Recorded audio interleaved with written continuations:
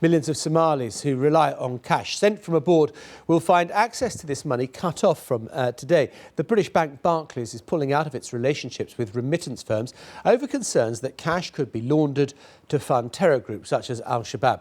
Well, let's go to Anne-Marie Tomchak, who is in the World's Newsroom for us now. Anne-Marie.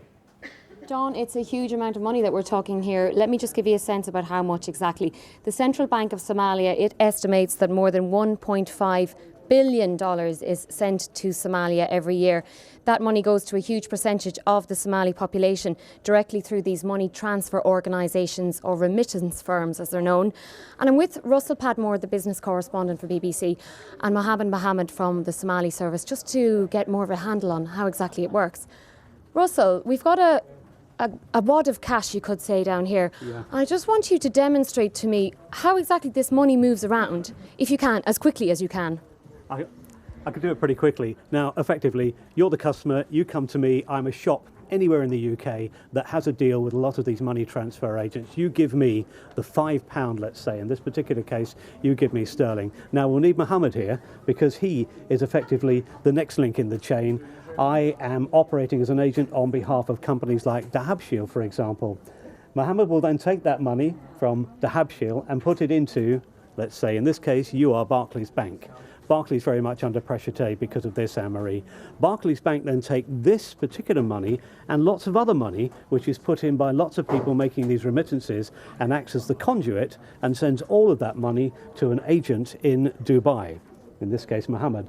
Mohamed then instructs his agent from Dubai to his agency in Mogadishu. And the agent in Mogadishu is told to hand that money out on trust via an Islamic banking association or an Islamic trust, to hand the money out to the named person. So you can see Barclays Bank in this case is just acting as the conduit. And this is the problem for Barclays. It doesn't know where all the money is going and where all of this has come from. So when this happens with Barclays and that movement of money is cut off, where's the money going to go now?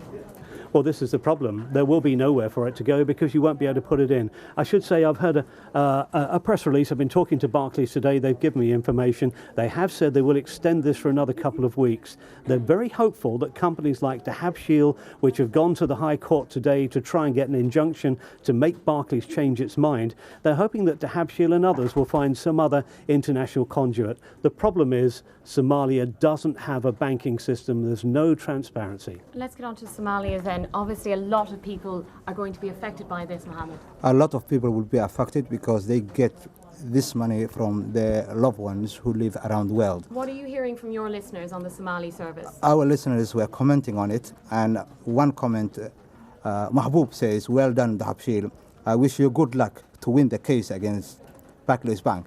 Another person who is called Mohamed Hirsi from UK says Dahabshil is right to take this case to High Court because the British government knows that the lives of many Somalis depend on these money transfer companies. Mohamed, I should say, there has been a pretty difficult thing today. Barclays Bank have said to me they don't think there's any merit in the injunction, and they are kind of hopeful something else will be sorted out. You can see Barclays, they're between a rock and a hard place. There was a meeting with the British government on Friday, Anne-Marie, and effectively the British government, which Dahabshil is hoping will step in, have said, look, Barclays, it's unfair that you are being singled out. This is an international problem.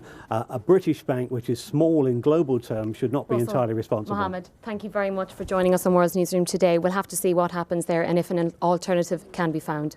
OK, Anne-Marie, thank you very much indeed for that.